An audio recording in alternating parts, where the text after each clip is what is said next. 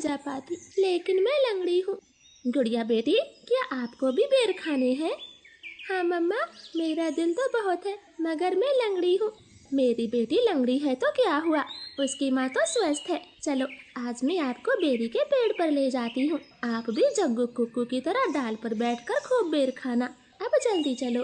फिर एक टोकरी में गुड़िया को बिठाकर मम्मा चिड़िया भी घर से बाहर चली जाती है। खट्टा मीठा बेर है, दिल कर रहा है इसकी गुठली भी खा जाऊं। नहीं जग्गू, गुठली नहीं खाना, बेर बहुत है, तुम बेर को ही खाओ। मैं तो कुछ बेर अपने घर भी लेकर जाऊंगा। कोको दोस्त, वो देखें, आपकी मम्मा भी इसी तरफ आ रही है, शायद उन्हें भी खट्टे मीठे बेर खाने होंगे। फिर मम्मा चिड़िया गुड़िया के साथ पेड़ पर बैठ जाती है। गुड़िया तो कई महीनों के बाद घर से बाहर आई थी, वो बहुत खुश होती है। यहाँ कितना अच्छा लगता है, खुला आसमान, चारों तरफ पेड़ पौधे और ताजी ताजी हवा। लो गुड़िया बहन, ये बेर खाओ, ये और भी मजेदार है। ऐसे वो तीनों गुड़िया को बेर तोड़ तोड़ कर खिलाते हैं। दूर छिपी हुई बुरी चील उन पर नजर रखे हुई थी। अरे वाह, एक साथ चार चार शिकार है, किसी एक का खात्मा तो हो ही जाएगा, बड़ी तेज भूख लगी है। फिर वो बुरी चील धीरे धीरे बेरी के पेड़ तक पहुंच जाती है और एकदम से उन्हें घेर लेती। जग्गू और कुक्कू तो डर के मारे मम्मा चिड़िया के पीछे छिप जाते हैं। सब ऐसे ही खड़े रहो, अगर एक भी भागा तो कच्चा चबा जाऊंगी, बड़ी तेज भूख लगी है मुझे। नाना चील जी, हमें जाने दे, हमारी जान बख्श दे, छोटे बच्चों पर रहम करें। नाना चिड़िया, किसी एक को तो अपना शिकार बनाकर ही खाऊंगी। चील उनके सामने बैठी थी।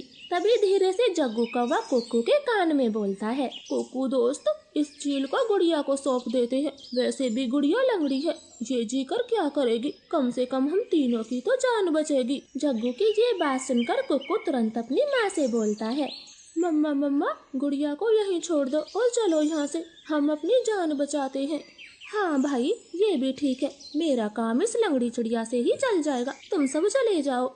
चील ने इतना कहा ही था कि तभी रानो चिड़िया जोर से चील को धक्का मारती है और पेड़ से नीचे गिरा देती।